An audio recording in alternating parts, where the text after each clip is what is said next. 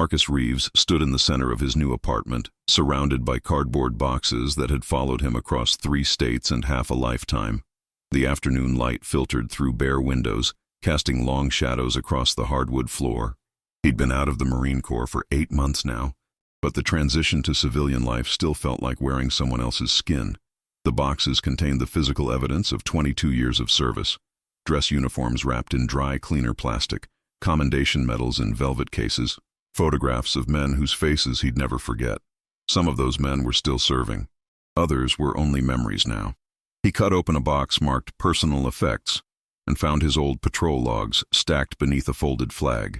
Marcus ran his fingers over the worn covers, each one representing a deployment, a chapter of his life written in tactical shorthand and grid coordinates. He pulled out the log from his second deployment to Afghanistan, flipping through pages that smelled faintly of dust and gun oil. The entries were exactly as he remembered: patrol routes, enemy contacts, the mundane details of life on a forward operating base. He smiled at his own handwriting, younger and more aggressive back then, before he'd learned to conserve energy in the way he wrote, just as he'd learned to conserve ammunition. Then he saw the date that made his hand freeze. October 15th. He knew that date. He'd been on leave. His daughter Emma had turned 6, and he'd taken her to the aquarium in Baltimore. He could still remember her pressed against the glass, watching the sharks circle overhead while he held her on his shoulders. But here in the log, in his own handwriting, was a detailed entry about a night patrol near Kandahar. A firefight. 2 insurgents killed. Grid coordinates he didn't recognize. Marcus sat down hard on the floor, the log open in his lap. His heart was beating faster now, the old combat rhythm his body remembered. He flipped forward. October 21st, his wedding anniversary. He'd taken Rachel to that Italian restaurant she loved, the one with the candles on every table. But the log described a reconnaissance mission in the Helmand province. October 28th, he'd been at his father's funeral in Ohio, standing in the rain beside a grave while a Navy chaplain spoke words that barely registered through his grief. The log detailed a vehicle checkpoint operation. The light in the apartment had shifted, grown longer and more golden, but Marcus didn't notice. He pulled out every other log, spreading them across the floor in chronological order. The pattern emerged like a ghost taking shape. Dozens of entries during documented leave periods. Missions in places he'd never been. Operations with unit designations he didn't recognize. All in his handwriting. All impossible. He picked up his phone 3 times before finally calling. Staff Sergeant James Chen had been his team leader during that Afghanistan deployment. A man Marcus would have trusted with his life. Had trusted with his life on more than one occasion. The phone rang 4 times before Chen answered, his voice cautious even in greeting. Marcus could hear traffic in the background, the sound of a city Chen had moved to after his own discharge. "Marcus, it's been a while. I need to talk to you about something, about the second deployment." Marcus kept his voice steady, professional. "Can we meet?" The pause on the other end lasted too long. "Is this about the logs?" Marcus felt something cold settle in his chest. "You know about this. I can't talk on the phone. There's a bar called Murphy's on Route 1, 9 o'clock tonight." Chen's voice had dropped lower, almost to a whisper. "Come alone, and Marcus, don't bring anything with you. No logs, no documentation. Just yourself." The call ended before Marcus could respond. He sat in the gathering darkness of his apartment, surrounded by the evidence of a life he thought he'd lived, and wondered what other version of his story existed somewhere in the shadows. Murphy's was the kind of place that catered to veterans and long-haul truckers, all dark wood and neon beer signs and the smell of fried food. Marcus arrived 15 minutes early, taking a booth in the back where he could watch the door. Old habits. Chen showed up exactly at 9, scanning the room with the same practiced eye before sliding into the booth across from Marcus. He'd put on weight since leaving the Corps, but his eyes still had that alert quality, always calculating angles and exits. They ordered beers they didn't drink, and for a long moment, neither spoke. Finally, Chen broke the silence. "How much have you figured out?" "Entries in my patrol log during leave periods. Missions I never went on. That's all I know, but it's enough to know something's very wrong." Marcus leaned forward. "Talk to me, James. What the hell is going on?" Chen rubbed his face with both hands, a gesture of exhaustion Marcus had seen 1,000 times in the field. "There was a program. I don't know all the details. They kept it compartmentalized, but I know they used some of us, our identities, our records. While we were on leave, they had someone else. Someone else being us. That's impossible. You can't just impersonate a Marine NCO. The whole chain of command would know. Not if the chain of command is in on it. Chen's voice was barely audible now. Think about it, Marcus. Perfect cover for deniable operations. Take a decorated recon Marine with a spotless record, someone beyond suspicion, and borrow his identity when he's stateside. The real operator does the mission, files the reports in your name, and nobody questions it because your reputation is solid. Marcus felt the room tilt slightly. Who authorized this? Above my pay grade. Way above. I only found out because I walked in on a briefing I wasn't supposed to hear. They had photos, Marcus.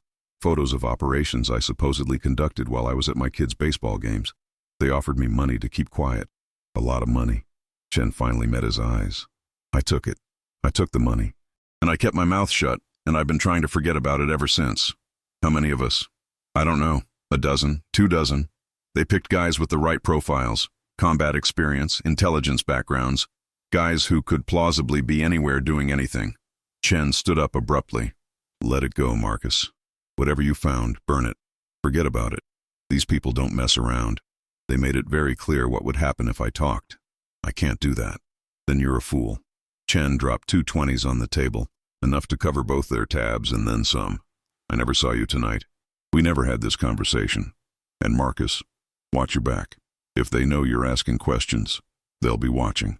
Marcus sat alone in the booth for another hour, nursing a beer that had gone warm, trying to process what Chen had told him. When he finally left, he checked his rearview mirror every 30 seconds on the drive home, looking for the tail he wasn't sure was there. The email came 3 days later, routed through an encryption service Marcus had to download special software to access. The message was brief. I know what happened to you, I can prove it. But we need to meet in person. Come alone. It was signed with a name, Sarah Cortez, and a phone number with a Virginia area code. Marcus ran the name through every database he had access to. Sarah Cortez had been a military intelligence officer, separated from service 4 years ago with an honorable discharge. She'd worked in psychological operations and counterintelligence. Beyond that, her record was mostly redacted, whole sections of her service history blacked out. He called the number from a burner phone he'd bought with cash. Her voice was professional, clipped. Mr. Reeves, thank you for calling. I know this must seem strange, but I have information you need to see. Information about missions conducted under your name by someone who wasn't you. How do you know about this? Because I worked with him. Twice. Operations in Syria and Yemen. He was good, very good. But there were small details that didn't quite match your file. Mannerisms, speech patterns. I flagged it in my reports, but I was told to drop it. When I didn't, my career ended. There was bitterness in her voice now. I have documentation. Mr. Reeves, photographs, mission recordings. Enough to prove what they did to you. They agreed to meet at a national park outside Washington, a place public enough to be safe but private enough to talk. Marcus drove up on a Saturday morning, arriving early to scout the terrain. Another old habit.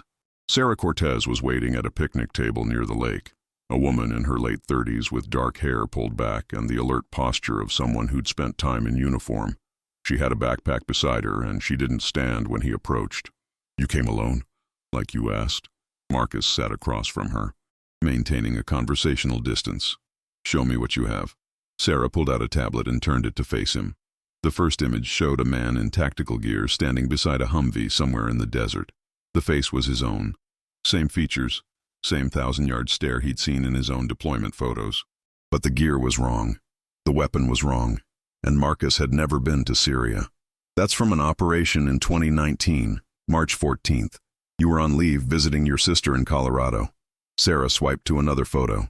This one's from Yemen, May 2020. You were attending a friend's wedding in Virginia Beach. Marcus stared at his own face in these impossible photographs. Who is he? His name is David Milner, former Delta operator, recruited by CIA for special activities. He underwent extensive training to impersonate you, studied your service record, your tactical approaches, even your handwriting. They brought him in when they needed someone with your credentials for operations that couldn't officially exist. This is insane. How many operations? Sarah pulled up a document, pages of mission logs. At least 18 that I know of, but there could be more. The program was called Ghost Protocol. using the identities of decorated service members for deniable operations. You weren't the only one, but you were one of the primary identities they borrowed. Marcus felt sick. Why me? Your record was perfect. Combat experience, intelligence training, multiple commendations, and you had a reputation for following orders, for doing things by the book. That made you credible. Nobody would question a report filed under your name. Sarah closed the tablet. But there's more you need to know. Some of the missions Milner conducted under your identity went wrong. Civilians died. There were international incidents that got buried. And now that people are starting to ask questions, the agency is covering its tracks. What do you mean covering tracks? Witnesses disappearing, documents being destroyed. 3 people who worked on Ghost Protocol have died in the last 2 years. Accidents officially, but I don't believe in coincidences. Sarah's eyes were hard. You're not just uncovering the truth, Mr. Reeves. You're becoming a liability. Marcus spent the next week following the thread Sarah had given him. Names, dates, locations. He drove to Langley and sat in his car outside CIA headquarters, watching people come and go, wondering which of them knew about Ghost Protocol. He tracked down former intelligence analysts who'd take his calls, asked careful questions, and listened to the silences that told him more than words. Every lead confirmed what Sarah had told him. Every conversation added another layer to the conspiracy. He found David Milner through a private investigator who owed him a favor from his Marine Corps days. Milner was living in rural Virginia, in a farmhouse at the end of a long dirt road. Marcus drove out there on a Tuesday afternoon, when the light was clear and cold. He knocked on the door with his hand near his concealed carry weapon, old instincts taking over. The man who answered could have been his twin. Same height, same build, same way of standing with weight slightly forward. But the eyes were different, harder, colder, with a distance that spoke of things done in darkness that could never be brought to light. Milner looked at Marcus for a long moment, then stepped back and gestured him inside. The farmhouse was sparse, furnished like a safe house rather than a home. Milner poured 2 glasses of whiskey without asking and set them on a table between 2 chairs. I wondered when you'd find me. You stole my identity. You conducted missions in my name. People died. Marcus stayed standing, not ready to sit with this man who wore his face. Do you have any idea what you've done? I did the missions you were too soft to do. Milner's voice was flat. Matter of fact. They needed someone who could make the hard calls, who could do what needed to be done without hesitation. Your record gave me credibility. Your reputation opened doors. I used those tools to keep this country safe. By killing civilians, by creating international incidents, by eliminating threats before they could metastasize. You want to feel good about yourself, fine. You want to sleep at night, wonderful. But someone has to do the real work, and they chose me to do it using your name, because you had something I didn't, a reputation for honor. Milner finally showed emotion, a flash of anger across his features. You think I wanted this? I was a person once. I had a name, a history, an identity, but I gave all that up to become you, and then you again, and then someone else. I don't even know who I am anymore. The fight erupted suddenly, violently. Milner moved first, a trained strike that Marcus barely blocked. They crashed through furniture. 2 men with identical training and opposite purposes, each fighting a reflection of himself. Marcus got in a solid hit to the ribs, felt Milner's elbow crack against his jaw. They broke apart, both breathing hard, and Marcus saw something in Milner's eyes that stopped him, not anger, but exhaustion. The exhaustion of a man who'd lost himself in someone else's life. They used both of us, Marcus said quietly. You know that, right? They took your identity and mine, turned us both into tools, and when we're no longer useful, they'll throw us away. Milner sat down heavily, blood trickling from his split lip. So what do you want to do about it? With Milner's cooperation and Sarah's documentation, Marcus began building a case. Late-night meetings in parking garages, encrypted files transferred on thumb drives, testimony from intelligence analysts who'd left the agency and were willing to talk. The evidence was damning, a systematic program of identity theft and illegal operations that had been running for nearly a decade. But every step forward brought new pressure. Marcus's phone was tapped. He could hear the slight echo on calls. Cars followed him with rotating plates and tinted windows. His daughter called, worried about men who'd been asking questions about him at her school. Then his former commanding officer showed up at his apartment. Colonel Raymond Pierce, retired now but still carrying the authority of his rank in his bearing and voice. He didn't wait to be invited in, just walked past Marcus into the living room and stood with his hands clasped behind his back. "I'm here to offer you a deal, Marcus. A good deal. Better than you deserve. Frankly, given the mess you're making." Pierce's voice was calm, reasonable. "The agency is prepared to provide compensation. Substantial compensation. Enough to secure your daughter's future. Send her to any college she wants. They'll also guarantee that no harm comes to your family. All you have to do is stop asking questions and destroy whatever documentation you've collected. And if I don't, then I can't protect you. And neither can anyone else." Pierce moved to the window, looking out at the street below. "You're playing a game you don't understand against people who make the rules. They will bury you, Marcus. They'll destroy your reputation, audit your finances until they find something, and make your life hell." "Is that really what you want for your family?" Marcus thought about Emma, about Rachel, who'd already sacrificed so much during his years of service, about the quiet life he'd imagined when he finally hung up the uniform. What about accountability? What about the truth? The truth is complicated. The truth is that people like Milner did things in your name that kept Americans safe. Did some of those operations cross lines? Maybe, but they were necessary lines to cross. Pierce turned back to face him. "You're not going to change the system, Marcus. You're just going to destroy yourself trying. Take the deal. Protect your family. Let the rest go." For 3 days, Marcus didn't sleep. He sat in his apartment with Sarah's files spread around him, Milner's testimony recorded and backed up in multiple locations, and Pierce's offer weighing on his conscience. He could take the money, disappear into a quiet life. Let Ghost Protocol remain buried with all the other secrets that kept the machine running. Or he could step forward and pay the price that truth always demanded. In the end, it wasn't really a choice.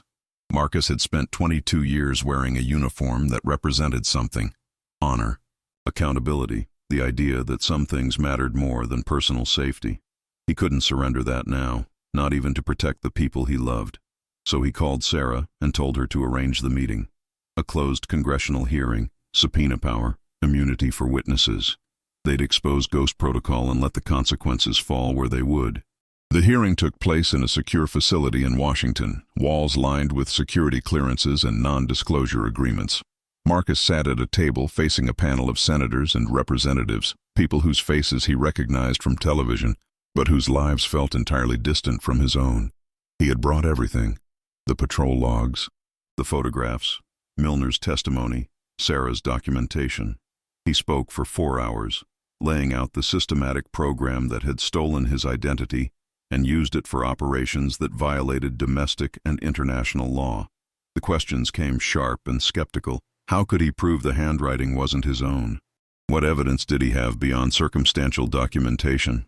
Wasn't it possible he'd simply forgotten these missions, repressed the memories? Marcus answered each question steadily, referring to the files, pointing to the contradictions in the official record.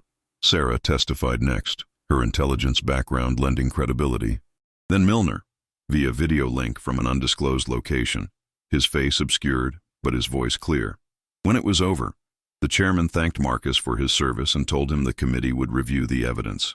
No promises, no guarantees, just the bureaucratic machinery grinding slowly toward some eventual conclusion that might never be made public. Marcus walked out of that hearing knowing he'd done everything he could and that it might not be enough. The retaliation came swiftly. Marcus's veteran benefits were suspended pending an investigation into irregularities in his service record. His security clearance was revoked. Articles appeared in military blogs questioning his credibility, suggesting mental health issues or a grudge against his former command. Friends from his Marine Corps days stopped returning his calls. The isolation was surgical and complete. But there were other consequences too. 3 months after the hearing, the CIA quietly announced an internal review of certain special operations programs. Personnel changes were made at senior levels. Policies were revised regarding the use of cover identities. Nothing was admitted, no one was prosecuted, but the machine had been forced to acknowledge that something had gone wrong. It wasn't justice, but it was accountability of a kind.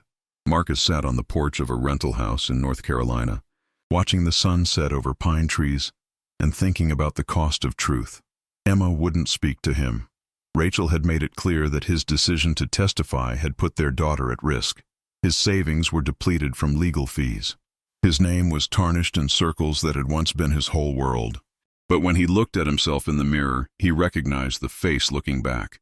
Not Milner's face wearing his identity, not Ghost Protocol's puppet, but Marcus Reeves, flawed, stubborn, committed to the idea that some things mattered more than comfort or safety. Sarah called occasionally with updates on the investigation, the slow progress of bureaucratic reform. Milner had entered witness protection, disappearing into another identity, another life. Chen sent a brief email apologizing for not standing with him, offering respect, if not reconciliation. The messages were small acknowledgments that truth, even uncomfortable truth, had value. On the anniversary of that first discovery, 1 year since he'd found the impossible entries in his patrol log, Marcus pulled out a new notebook and began to write. Not mission reports or tactical assessments, but his own story. The real story of Marcus Reeves, not the Ghost Protocol version. Not the borrowed identity, but the man who'd served his country with honor and then fought to reclaim his name when that honor was stolen. He wrote about Emma's 6th birthday at the aquarium, about his father's funeral in the rain, about his wedding anniversary and all the real memories that had been obscured by someone else's missions. The writing was slow, difficult work. Some days he managed only a paragraph. Other days the words flowed like testimony, like confession, like the patrol logs he'd kept for 22 years but written finally in service to his own truth.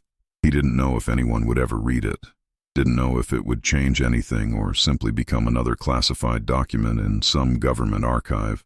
But the act of writing it mattered. The act of claiming his own narrative mattered. Winter came to North Carolina, cold and clean. Marcus chopped wood for the fireplace, ran every morning through frost-covered fields, and slowly began to build a life that belonged entirely to himself. The phone rang less frequently. The cars that had followed him disappeared. The pressure eased, not because he'd won exactly, but because the machine had moved on to other problems, other threats, other people whose identities might prove useful. Sometimes at night, Marcus thought about David Milner, wherever he was now, wearing whatever name they'd given him. He wondered if Milner also struggled with the question of identity, of knowing who you were when you'd spent so long being someone else. He hoped Milner found some kind of peace. He hoped they both did. The final page of Marcus's manuscript was a dedication, not to his chain of command, or his brother Marines, or the abstract concepts of duty and honor that had shaped his life. Instead, he wrote simply, "For Emma, so you'll know who your father really was, and understand why he made the choices he made. Some truths cost everything, but silence costs more." He closed the notebook as the sun rose over the pine trees, casting long shadows across new snow. Marcus Reeves had reclaimed his name, his story, his identity. The price had been steep, measured in relationships broken and opportunities lost and the comfortable future he'd imagined. But standing in the cold morning light, Marcus knew with absolute certainty that he'd made the right choice. In a world of ghosts and borrowed identities and operations conducted in darkness, he'd chosen to live in the light as himself, flawed, exposed, and finally, completely, authentically real.